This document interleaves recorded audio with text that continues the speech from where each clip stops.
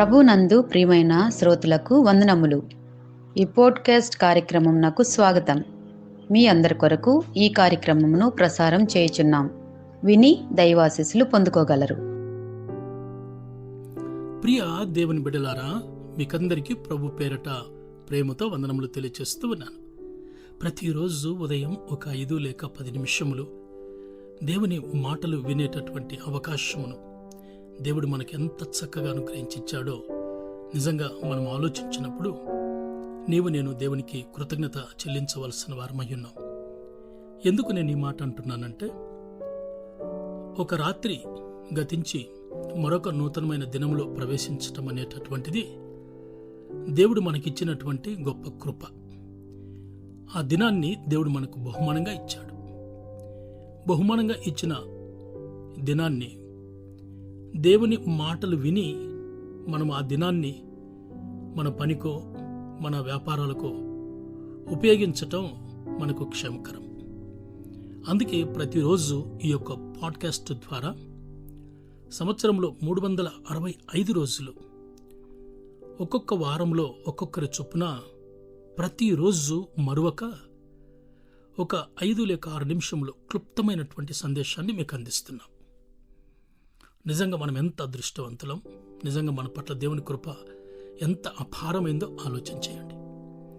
ఈరోజు మన యొక్క అంశము గాడ్ ఎక్విప్ ద కాల్డ్.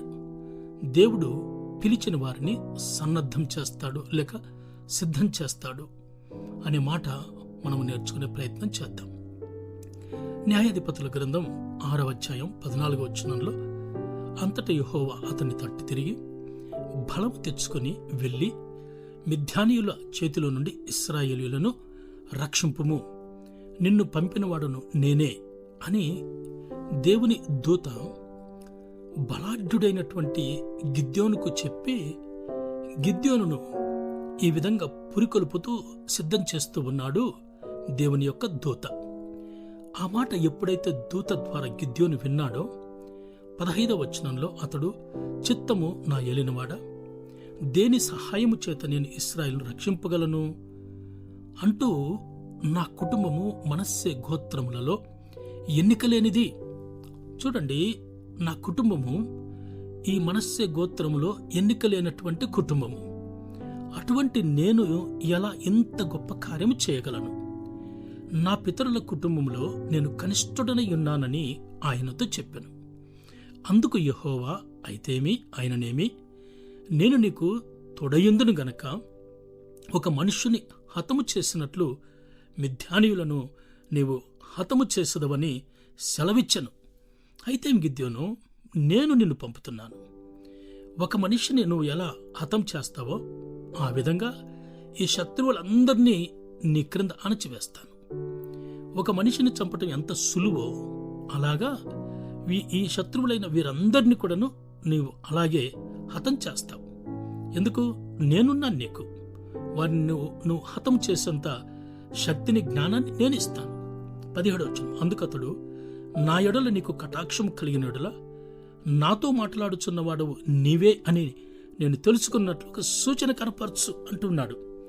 గిద్యోను దేవుని దూతతో అడుగుతున్నాడు, దేవా, నువ్వు చెప్పింది బానే ఉంది, నేను తప్పకుండా లోబడతాను. అయితే నాతో ఈ మాట మాట్లాడుతున్నది లేక ఈ మాట చెప్తున్నది నీవే దేవుడవైతే, లేక ఈ మాట చెప్తున్నది నీవే అయితే నాకొక సూచన చూపించు అని అడుగుతూ ఉన్నాడు. ప్రియ దేవుని బిడ్డలారా, కొన్నిసార్లు మనము కొంతమంది సాక్ష్యాలను వింటూ ఉంటాం. వారు చెప్పేటటువంటి సాక్ష్యాలను మనం వినేటప్పుడు అది నిజంగా దైవాత్మ ప్రేరేపణతో చెప్పినటువంటిదా? కొంతమంది దర్శనాలు చెప్తూ ఉంటారు, కొంతమంది కళలు చెప్తూ ఉంటారు. కొన్ని మనము విన్నప్పుడు వాటిలో ఈ లోకానుసారమైనటువంటివి ఎక్కడో మిళితమై ఉంటాయి. అంటే అన్ని దేవుడు బయలుపరిచినవై ఉండవు. కొన్ని ఈ లోక సంబంధంగా ప్రేరేపించబడినవి అయి ఉంటాయి. అందుకే గిద్యోను ఇక్కడ అంటున్నాడు, మాట్లాడుతున్నది నీవే అయితే నాకొక సూచన చూపించు అంటూ ఉన్నాడు. సో ఆ విధంగా దేవుని యొక్క సూచన మేరకు గిద్యోను యుద్ధానికి వెళ్ళి వారి మీద విజయం సాధించాడు. నిర్గమకాండం 3వ అధ్యాయం 12వ వచనంలో అక్కడ దేవుడు మోసేతో మాట్లాడుతూ ఒక మాట అంటాడు. ఆయన నిశ్చయముగా నేను నీకు తోడయ్యుందును, నేను నిన్ను పంపితిననుటకు ఇది నీకు సూచన. నీవు ప్రజలను ఐగుప్తులో నుండి తోడుకొని వచ్చిన తర్వాత మీరు ఈ పర్వతం మీద దేవుని సేవించెదరు కదా, నేను నీకు తోడై ఉంటాను, నువ్వు వెళ్ళు అంటాడు. ఇది నేను చేయటం నాకు కష్టము అని మోసే సాకులు చెప్పుకొని తప్పించుకునే ప్రయత్నం చేసినా కూడాను దేవుడు చివరికి మోసే ద్వారానే ఆ కార్యం చేశాడు. నేను తోడై ఉంటాను మోసే, నువ్వు వెళ్ళు అని గిద్యోనును ప్రేరేపించినట్టుగానే మోషను కూడా ప్రేరేపించడం జరిగింది. యెహోషువ గ్రంథం 1వ అధ్యాయం 5వ వచనంలో యెహోషువతో మాట్లాడుతూ ఒక గొప్ప మాట అంటాడు దేవుడు. నీవు బ్రతుకు దినములన్నిట ఏ మనుష్యుడును నీ ఎదుట నిలవలేకయుండునని నేను మోషేకు తోడయుండునట్లు నీకును తోడయుందును. గిద్యోనుకు తోడయుండునట్టు, మోసేకు తోడయుండునట్టు నేను నీకు కూడా తోడయుంటాను. యెహోషువ, నువ్వు వెళ్ళు, నీ వెళ్ళిన ప్రతి చోట నీకిస్తాను, నీ వెళ్ళిన ప్రతి ప్రాంతము నీకిస్తాను, నీ వెళ్ళిన ప్రతి శత్రువును నీకు లోబడే విధంగా చేస్తాను, నేనున్నాను నీకు అని ఆ విధంగా దేవుడు సన్నద్ధం చేస్తూ సిద్ధపరుస్తూ శత్రువులను అణచే విధంగా వారి ద్వారా మరి గొప్ప కార్యములు దేవుడు ఇశ్రాయేలు జీవితంలో జరిగించాలని గిద్యోనును, మోసేను, యెహోషువను ఈ విధంగా ప్రేరేపించి నడిపించి తన బిడ్డలైనటువంటి ఇశ్రాయేలులకు విజయమును చేకూర్చాడు. నా ప్రియమైన దేవుని బిడ్డ, ఒక్కొక్కసారి దేవుడు నిన్ను ప్రేరేపించవచ్చు. అది నిజంగా దైవ ప్రేరేపితమా, అది దేవుని నుండి వచ్చిన మాటనా అని నీవు ఒక్కసారి కన్ఫర్మ్ చేసుకుని నీవు ప్రభువులో ముందుకు సాగాలని ప్రభు పేట ఈ మాటలు తెలియచేస్తున్నాను. ప్రభు కృప నీకు తోడయుండునుగాక. ఆమేన్.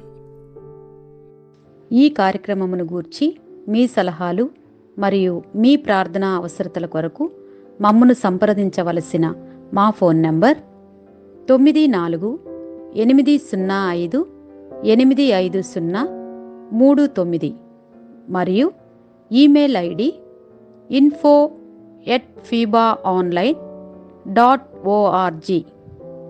మా ఫోన్ నంబర్ మరొకసారి 9480585039.